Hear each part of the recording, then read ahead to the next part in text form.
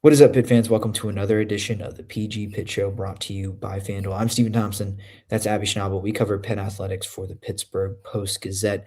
And we are settled in at home after spending our afternoon, morning, Morning. most of our day at in the South Side, taking in the first practice of spring ball for Pitt football. Pat Narduzzi said this morning in our first meeting with him that he believes that he undeniably has a better football team right now than he did at this time last year, the same way that he did coming off the 2024 season going into 2025. Our good friends at FanDuel don't necessarily agree. They have the Panthers at plus 35,000 to win the national championship in 2026. But Pat Narduzzi is confident as ever. He believes that this team is going to improve on their 8-5 record in 2026. And Abby, in order to get there, what are you looking for in spring ball? How does Pitt need to kind of plant the seeds to set them up for a championship season? What are you looking for, kind of first and foremost, out of these opening practices? I think it starts with Mr. Mason Heintschel. Mhm. He's coming off of a pretty decent performance as a freshman quarterback, especially one who was thrown into the mix. Didn't end the way that they would have wanted. However, I think back to those first couple of games that he had where he was breaking records and really just turning around the team.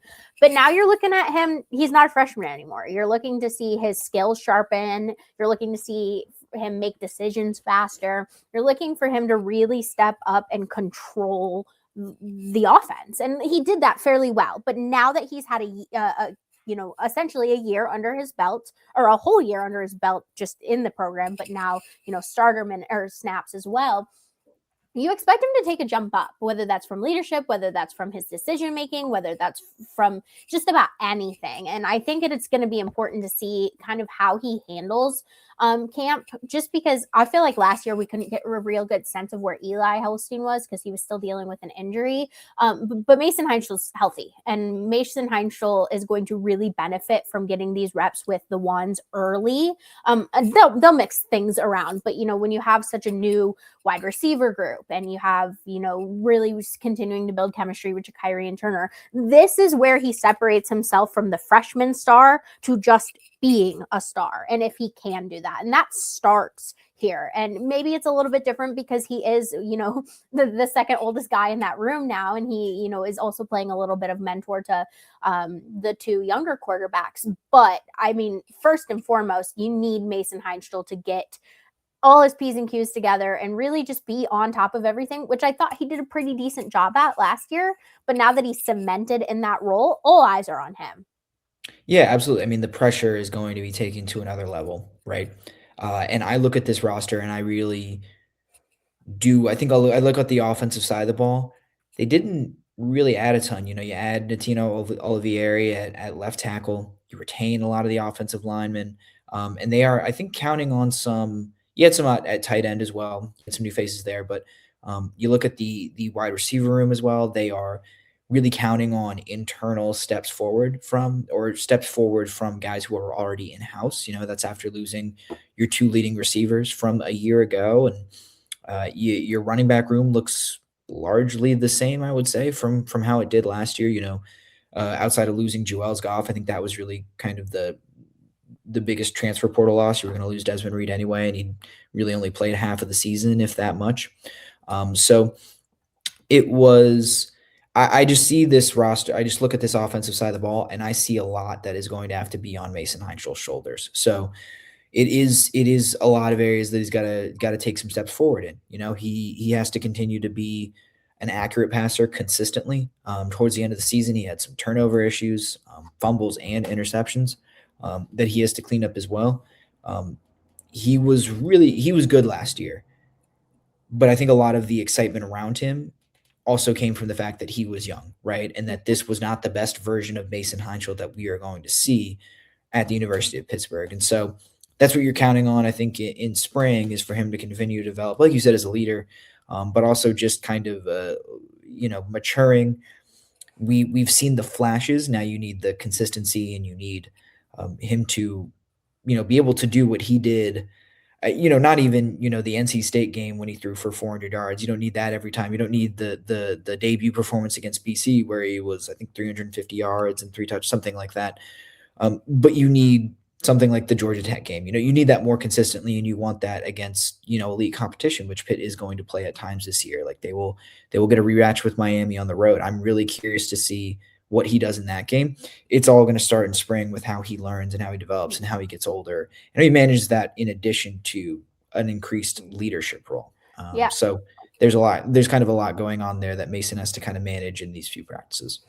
Well, and Stephen, you mentioned the wide receivers, and like you said, two of the top 2 are gone. So it's a newish room because they've brought in some pieces, but not really. It's like you mentioned, a lot of people planning on that they need to step up. So my question to you is, how are they going to replace Poppi Williams and Kenny Johnson, and who do you really see stepping up? Yeah. It's a little tough to see right now, I think. I mean, there's some obvious names there. So there's Blue Hicks coming back, starter, who's returning for you, but he was, I think, more of an explosive play, deep threat, like less volume and more big play threat when he did touch the ball. I mean, I obviously really like him as a player, but he's going to have a lot more on his plate this year. Getting CJ Lee back, I think, can be a really valuable piece for this team. He played only sparingly last year, preserved a red shirt. This is going to be his final year of eligibility. He was productive especially towards the end of the 2024 season. But that's another guy who I see as I've seen him be productive as a deep threat. And I wonder if he can kind of progress and become, a more complete receiver as well. I'm excited about Bryce Yates. I'll tell you, I think that's a guy who's pretty versatile and I think can play inside, can play outside, has some short range agility, and I think can be more of a safety valve for Mason Heintschel. You bring in Malik Knight. That was the only transfer that they brought in at wide receiver, a little bit more size on the outside. Again, another guy who during his career has been mostly a deep threat. I think he was close to like 17 yards per reception, 18 yards per reception last year at Western Carolina during a breakout season. You look at some of the, Tony Kinsler was another name that we heard today from Pat Narduzzi when asked about the receivers. He said that guy is stepping up really, and it could be special for them this year after spending most of last season really playing special teams. So it is falling on a bunch of returners to level up, to scale up their roles.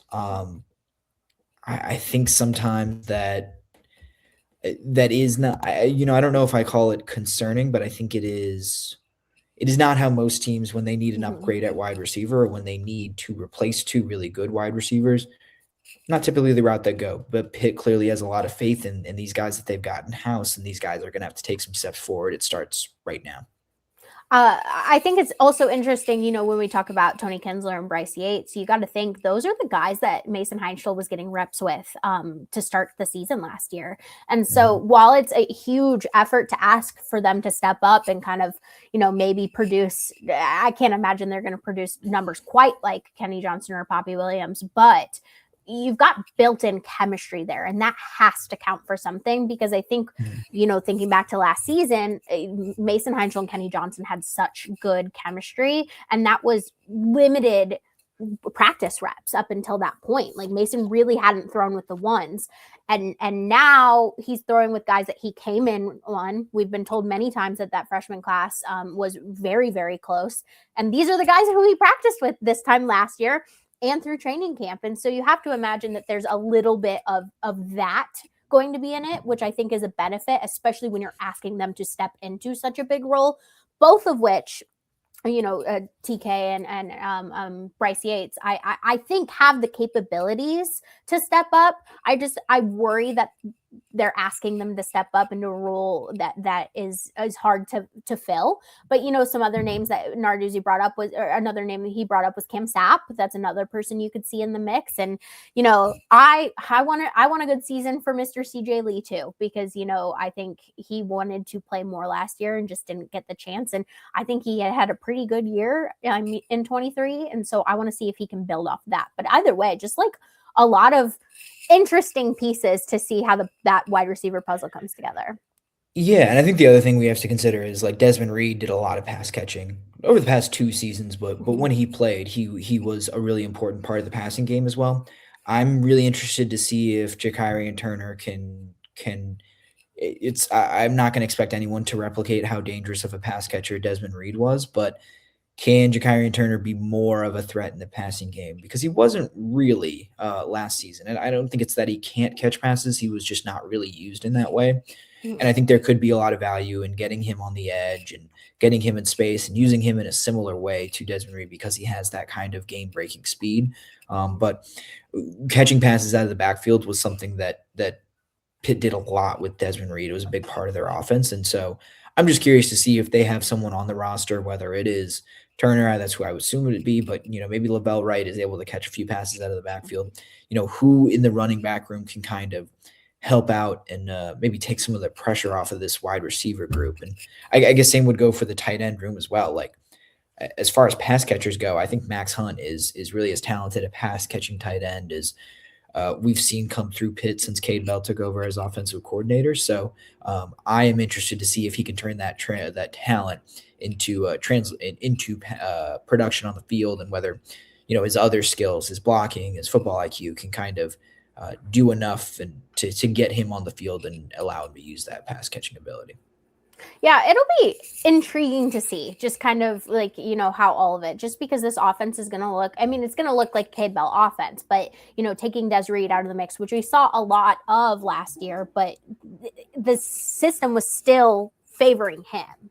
It was a style that really favored him. And I'm not saying it doesn't favor Boosie, but it's just, I'm going to be intrigued to see how Cade Bell uses different pieces and how creative he gets, especially when you consider that this tight end room, I'm very excited about it. I'm intrigued to see how much they use passing versus blocking because, the new coach does have, O-line as well as tight end coaching experience. And I wouldn't be surprised if you started to see the tight ends. We saw it a little bit last year too, the tight ends being, big targets for passes. And it's just going to be interesting because while you have like your number one and your number two and Mason Heintschel and Ja'Kyrion Turner back, like after that, it's kind of chaos in the Wild West.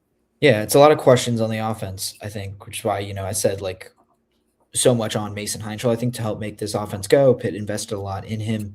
But I want to move over to another side of the ball because I think to the other side of the ball, because one of my big questions as well is, you lose 4 starters at safety to graduate, or in the secondary to graduation. You have a lot of available snaps after Rashad Battle and Tamon Lynham, Javon McIntyre, Kavir Baines all move on. And so that it was another spot, corner, they added 2 new guys there via the transfer portal, but safety, they did not. And so I am really, really curious to see how they round out this secondary. And, you got a new coach there too. You got a new position coach in Harlan Barnett. So I am interested to see whether it's, it seems like Josh Garrier, they have a lot of faith in him, but we heard a little bit about the freshman Tony Forney as well at safety. And I think just walking around practice, he kind of looks the part of a Division I safety already. And Kanye Thompson was, I think, probably the flashiest name that they picked up in the transfer portal this offseason at corner out of Slippery Rock. And so I think there's some talent there, but I am interested to see how they organize this and who ends up kind of winning out in some of these battles before we get into fall training camp. Yeah, you have to. You've got the building block of Chris Brookins. Chris Brookins is going to kind of run the secondary. I just have to imagine. And Shawn Lee too. I would add. I was going to mention. No, I was going to mention him. Like, Shawn. In my mind, you've got 2 starters already. Yep. You have Shawn Lee Jr. and you have Chris Brookins. But after that, it's kind of, it's pretty open. I think the safety spot is a little bit more intriguing to me because you have less options, but they're all good options. It's just who is really going to be able to slot in and match Chris Brookins' energy and really shore up that defense. Is it going to be, Josh Garrier? Is Tony Forney going to jump over Josh Garrier? And then when you look at, the corners as well, yeah, you have Shawn Lee Jr., but I think after that, it gets really hard to pick your number 2 because you have Shadarian Harrison. You have Strader, Raion Strader. You have Thompson, like you mentioned, and maybe. Did you say Shadarian Harrison? Yeah, I did. I did say Shadarian Harrison, and then who knows of the freshman who's going to jump out, because it always feels like there's one or two that jumps out that you're not necessarily expecting. And that was Josh Guerriere last year at safety. And maybe something like that happens for Pitt in the secondary this year. But I really do like that they have the base of Cruz Brookins and Shawn Lee Jr. And in a way, Shadarian Harrison has played enough games that you could slide him into that starter spot immediately. But I do think it becomes pretty interesting when you add in Thompson and Raion into that conversation, because those are guys with, experience. And Shadarian Harrison has experience, but not quite to the level that those two have. And it just creates a very interesting, positional battle when, last year it was pretty set in stone who was going where. Yeah, I think it's interesting because your safety group is largely pretty young, or at least the guys that you figure will compete for another starting spot are pretty young. Like Josh Guerriere, mostly a special teamer last year. They think he has a ton of talent, but he's got to prove it, and he's got to be not just a playmaker on special teams, but a playmaker in the defense as well. Whereas at corner, you have some guys who at least have college football experience. Raion Strader has Power 5 experience. Shadarian Harrison has it as well. But Rashawn Murray and Kanye Thompson, Rashawn's still kind of making that jump up to FBS football and to this level of football. Same for Kanye Thompson. He's going to have to figure it out. And so more options with maybe some more experience at corner. You're a little bit more limited at safety in terms of both experience and numbers. Some guys are going to emerge. Some guys are going to, it's going to be kind of sink or swim in that secondary room. It's kind of the same thing for the linebackers, which is kind of another, I think, big concern, or a big question at least. Like we've talked about this before, but you've got Braylon Lovelace, who's the leader, pretty obviously the best player in that and most experienced player in that group, but kind of a grab bag moving around of guys who either haven't played at Pitt, have not played a ton of football, kind of all together. There's transfers, there's young guys, there's guys coming off of injuries. It is going to be interesting again to see who kind of separates in that room, because while you also have a new coach coming in, you've got a bunch of new faces to sort through, and there's really only one sure thing in that unit at linebacker, and that's Braylon Lovelace. Yeah, and I think there's two parts to it too, because you have a group of returners that all could easily slot into the starting spot, like Cameron Lindsey. Braylon Lovelace today talked about how he thinks this is his breakout year, which makes me think that they're really framing Cameron Lindsey as one of the starters. And then you also have Jeremiah Marcelin back, who, I watched the linebackers for a good minute during practice today, and he was, leading just as much as Braylon was. And I think that speaks volumes. But then it becomes interesting, because I asked Pat Narduzzi today, who are the transfers that have stood out early? And he brings up Sanford and DeMarco Ward, Alex Sanford and DeMarco Ward, the two transfer linebackers. And so right off of the bat, excluding Braylon, you've got four guys competing for two spots, essentially. And that's just the big names that we've talked about. That doesn't even get you to, Marcus Jennings, or sorry, not Marcus Jennings. Jaden Bonsu. Yeah, sorry, Jaden Bonsu, who is... But Jennings is another guy. We talked about him during the recruiting process, like when he arrived for...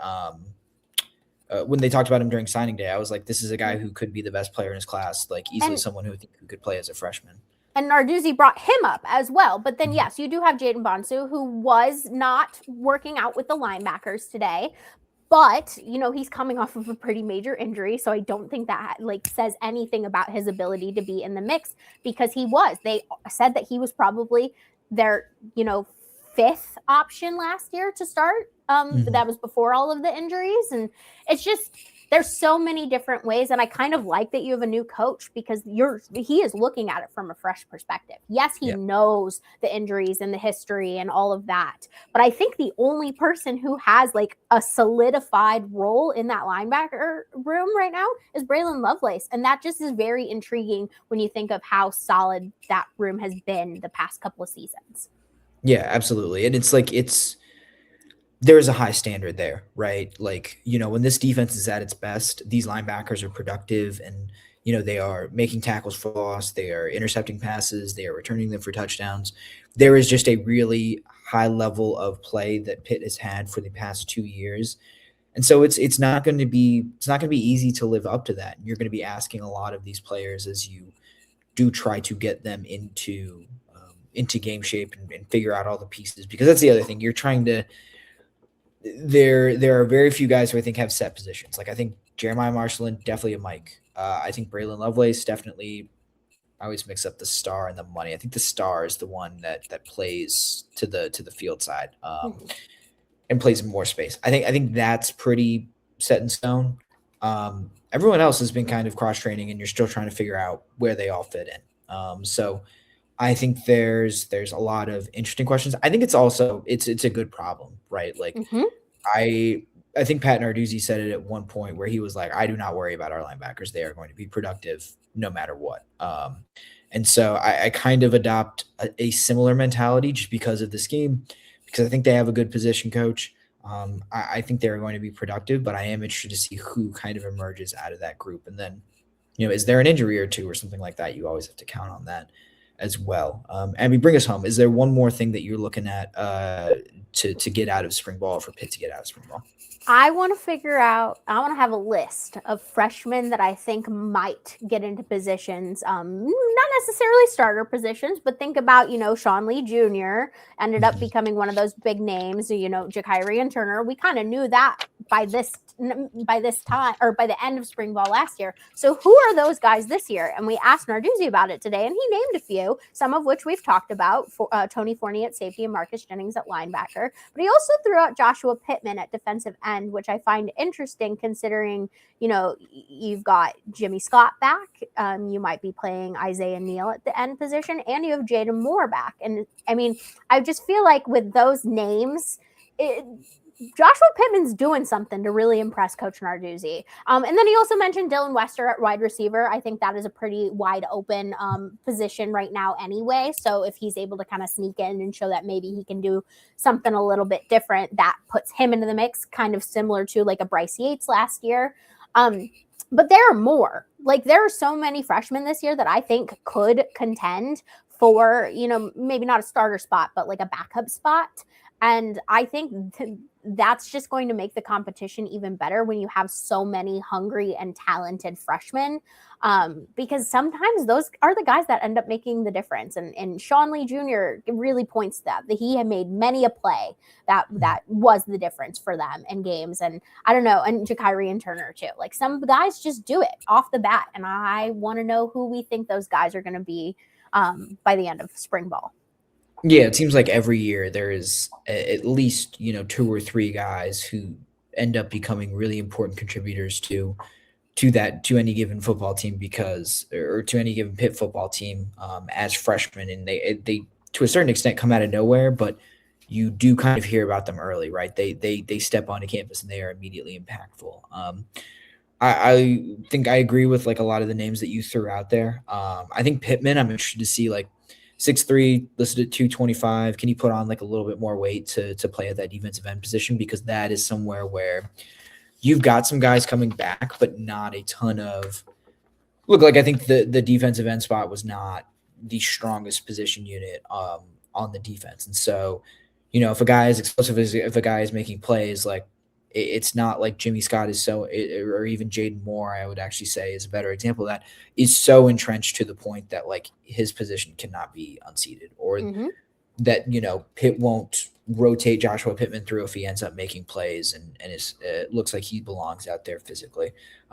The other one I'd throw out is Rodney Dunbar at wide receiver. I just think he's got speed, and I think he's got size, and, at 6'5", to be a track star like that, pretty rare combination. But the other thing that I would throw out is just the 2 freshman quarterbacks. Like you got to consider. I'm not saying either of them are like going to unseat Mason Heintschel, but I do think that there is an interesting battle there for backup quarterback, kind of a 3-man race at this point. Right now, I think Holden Garner is the favorite. I think we've talked about that before. Just like if I was a betting man and they had to play a game tomorrow, without Mason Heintschel, I would assume Garner would be the guy, but like Corey Daly can kind of zip that ball. Like he's got some arm strength. And I think Renda put on his high school tape, some really creative passing ability, the ability to kind of make plays off schedule. I think these guys all have strengths, and I'm just interested to see who kind of emerges for that backup quarterback spot. At minimum, it's raising the competition level in that room, and it's challenging Mason, because Mason knows better than anyone that a freshman can come in and take your job. And I'm not saying that that's going to happen. I think Pat Narduzzi called him very strongly QB1 today, but we also know that can change. And I think these two guys coming in could challenge him, not necessarily like right away, and I don't see Mason necessarily flopping, but it's good to know that you have that level of talent, and it's good to know that not only are they going to be going against each other, but there's going to be purely competition, and that just does so much for a room. And it's nice because it's also reinforcing in a way for Mason that, like, I have to help these guys, and they say the best way to prove your knowledge is teaching. And so if he's teaching these guys, it's showing that he knows his stuff, which he does. And I'm just excited to kind of see, maybe who gets it, or, in some of those early games when, Pitt's blowing out a team, if they sub someone in, like how they do too.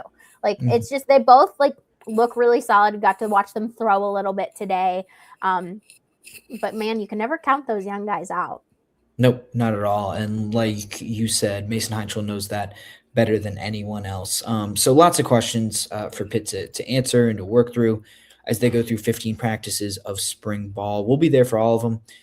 Most of them. I think some of those scrimmages are close to the public, but we'll see if we can sneak into one of them. But still lots to sort out and lots to cover over the next few weeks. We'll have you covered with everything that you need to know. So make sure you like this video, subscribe to PG Pitt on YouTube so you don't miss a thing, and follow all of our written work at post-gazette.com. Thanks for tuning into this video, and we will see you next time. Thank you for checking out this content from Post-Gazette Sports. If you watch this video on YouTube, please like the video and subscribe to our channel. For all of the sports coverage the Post-Gazette has to offer, visit post-gazette.com.